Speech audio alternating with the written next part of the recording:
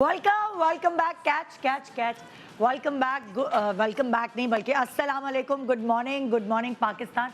इसी तरह का क्योस मचा होता है ना जब घर में शादी होती है, जब भाग दौड़ होती है। वैसे जब हम किसी भी चीज़ की इब्तिदा करते हैं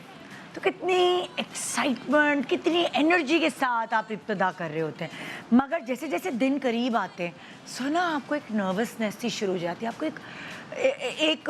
वो कहते हैं पैनिक मच जाता है। चाहे वो आपके घर की दावत हो, चाहे वो आपका कोई नई जॉब हो या कोई नया रिश्ता बनने वाला हो। फॉर एग्ज़ाम्पल अब यही ले लीजिए ना कि अब जैसे पता चलता है कि खुशखबरी है, आपके घर नन्ना मुन्ना मेहमान आने वाला है,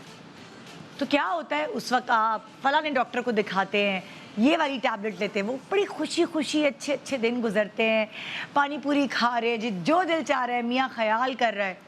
लेकिन जैसे जैसे दिन कम रह जाते हैं और नज़दीक आने लगते हैं, आपको वसवसे,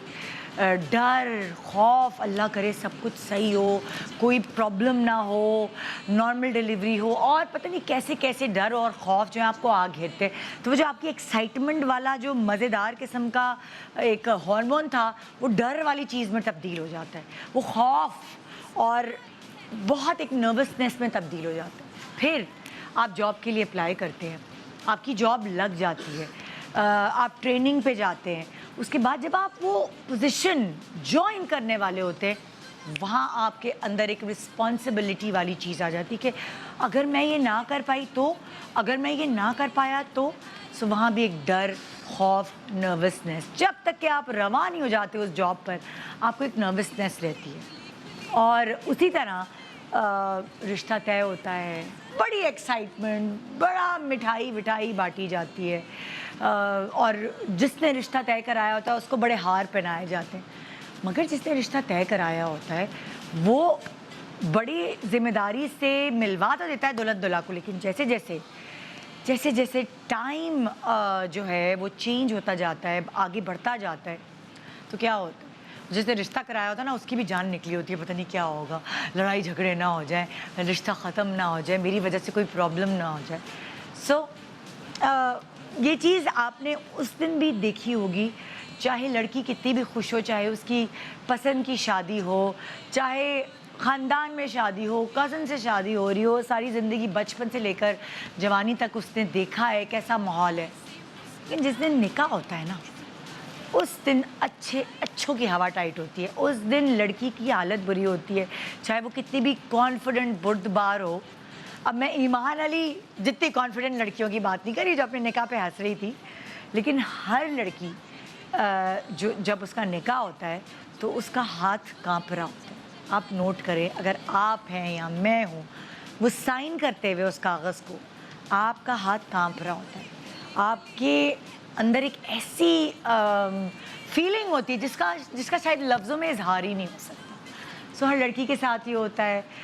रुखसती से पहले निकाह के वक्त जो एक लहर आती है तकलीफ़ और दुख की कि मैं अपने माँ बाप को छोड़ के जा रही हूँ जिन्होंने मुझे पाला पोसा उस घर में। सो यहाँ मैं ये निकाह की इतनी तमहीद क्यों बांट रही हूँ, इसलिए क्योंकि जब निकाह की दुल्हन आके ब्यूटिशन की कुर्सी पे बैठती है तो ब्यूटिशन का काम सिर्फ मेकअप ही नहीं रह जाता, मेकअप से बहुत कुछ बढ़कर हो जाता है, क्योंकि ये दिन बड़ा नाजुक होता है, ये दिन बड़ा आपको ना साइकोलॉजी से खेल के दुल्हन की मेकअप करना पड़ता है। कभी कभार दुल्हन मेकअप के वक्त इतना रो रही होती कि उसकी आंखों का मेकअप ही नहीं टिक रहा होता, उसकी बेस ही नहीं टिक रही होती। सो यहाँ आपको फिर से याद दिलाऊंगी कि आप अगर जजेस हैं तो आपने बड़ी ही रिस्पॉन्सिबिलिटी के साथ एलिमिनेशन के लिए लड़की चुननी है, ब्यूटिशियन चुननी है, और आगे जिसको बढ़ाना है, जो वर्थ इट है, जो आपको लगता है कि पूरी चीज़ बाखूबी निभा सकता है, क्योंकि ब्यूटिशियन की जॉब भी एक बड़ी रिस्पॉन्सिबिलिटी की जॉब होती है। ऐसे ही कोई उठकर मेकअप आर्टिस्ट नहीं बन जाता। आपने वो लड़कियां जिनके दिल दहले हुए हैं और उनको लगता है कि उनकी ज़िंदगी का ये